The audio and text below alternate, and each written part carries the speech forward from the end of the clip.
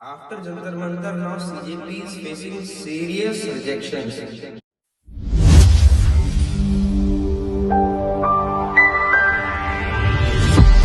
पहले जंतर मंतर से सबको भगा दिया गया, जिस भी तरह का फोर्स यूज किया गया, जो जो चीजें वो कर सकते थे की गई, सारे जितने भी प्रपोजल्स रखे गए थे नहीं माने, अनफॉर्चुनेटली करना ही पड़ा रिजाइन। बट अब उसके बाद सीजेपी फाउंडर अभिजीत दीप के अपनी टीम के साथ कुछ वॉलंटियर्स के साथ मीटिंग करने नारायणा नाम के एक वेन्यू पर पहुंचे थे।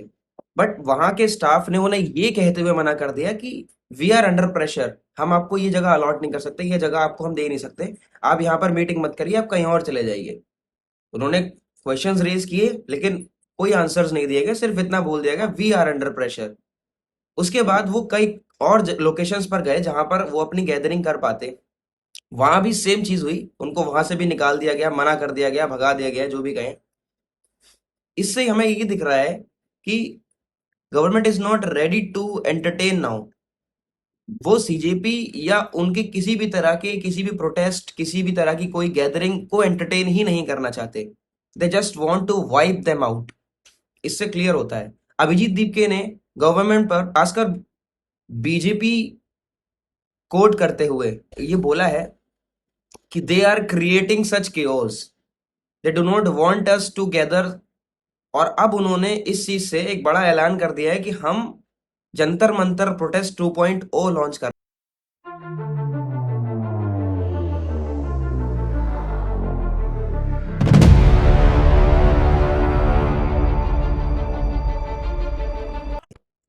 इससे क्या होगा? इससे ये होगा, देश भर में जितना भी युवा जाग चुका है वो फिर से जंतर मंतर पे गैदर होगा, और हो सकता है इस बार हमें उससे भी बड़े लेवल की प्रोटेस्ट देखने को मिले, उससे भी बड़े लेवल का केओस देखने को भी मिल सकता है। क्योंकि लास्ट टाइम भी ये चीज क्लेम की गई थी और ये हर प्रोटेस्ट की कहानी रही है।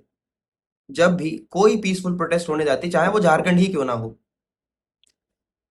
कुछ गूंस वहां घुसकर उस चीज को खराब करने की पूरी कोशिश करते हैं। 2019, 20, 21 ये किसान आंदोलन चल रहा था, वहां भी हमने देखा कुछ गुंडे घुस गए थे, उन्होंने तिरंगे को नीचे उतारा और कोई दूसरा फ्लैग लगा दिया था।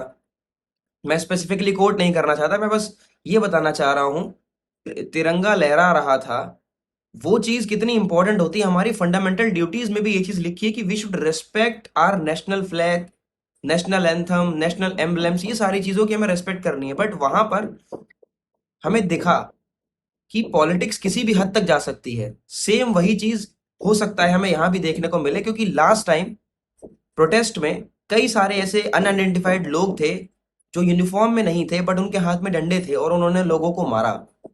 जब उनसे पूछा गया, उनकी तहकीकात हुई, तो पता चला कोई कांस्टेबल है, कोई किसी और पोस्ट पर है। तो फिर ये सब चीजें क्यों?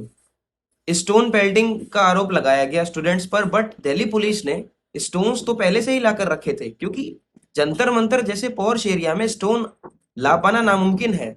बट वहां पर स्टोन्स थे, एक ट्रक भर कर स्टोन्स थे।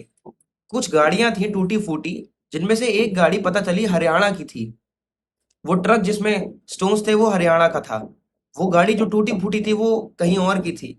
तो ये सारी चीजें इंडिकेट करती हैं कि इट वॉज अ प्लानिंग, ये सब सडन नहीं था। जो भी पैलेट गन्स यूज की, जो भी फोर्स यूज किया गया, वो प्रोपोर्शनेट तो कहीं से भी नहीं था। और अब ये रिजेक्शंस ये साफ इंडिकेट करते कि government is not ready to entertain CJP now. तो क्या जंतर मंतर प्रोटेस्ट 2.0 लॉन्च होगा या होना चाहिए?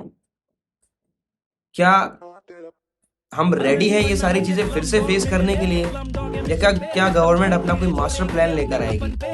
स्टे ट्यून, कमेंट करके बताइए। मिलते हैं अगली वीडियो में। पर किसी को परवाह नहीं, ये शैतान इंसान नहीं, धर्म के नाम पे काम वही धर्म